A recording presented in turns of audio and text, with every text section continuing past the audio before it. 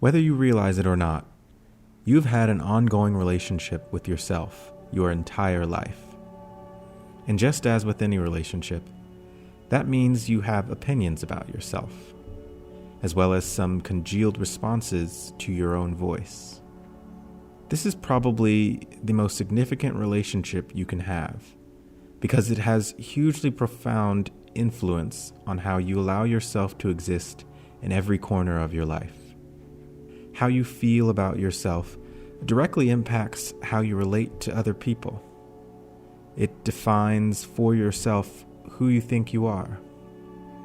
It determines which risks and choices you're willing to make. It shapes what you believe about what you deserve and how the world will receive you as you move through it. Your relationship with yourself no doubt has immense consequences, but those effects can vary depending on the state of that relationship. If you're curious how much difference there can be in how you relate to yourself, think about someone you care a lot about, someone you love deeply and want the very best for.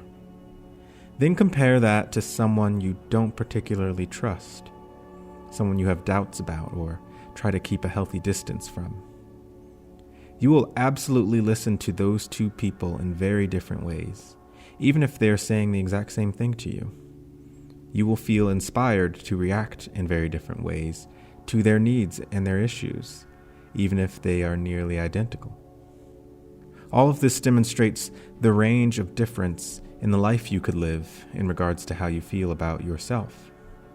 Would you consider yourself as another person on that list of people you care deeply about, who you want the absolute best for? Would you say you notice some distrust in yourself or a tendency to be distant? The voice you will hear most often in your lifetime will be your own. None of us have any choice about this. So it matters very much how we respond to that voice. How much do we feel we can depend on that voice? How well does that voice soothe us? How honest is that voice with us? How confidently does that voice approach our circumstances? How much appreciation for that voice do we feel? It is in everyone's individual best interest to develop a meaningful and constructive relationship with our own voice. It could very well change your life.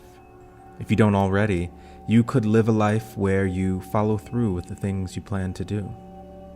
You could live a life free from the anxiety that comes from uncertainty about yourself and about your choices. You could live with a constantly available source of support and affirmation, whose words carry weight and change the way you feel for the better. Maybe you're already on board with how important it is to have a good relationship with yourself, but you might be asking, how do I get that kind of relationship with myself? It's the same way you build a relationship with anyone.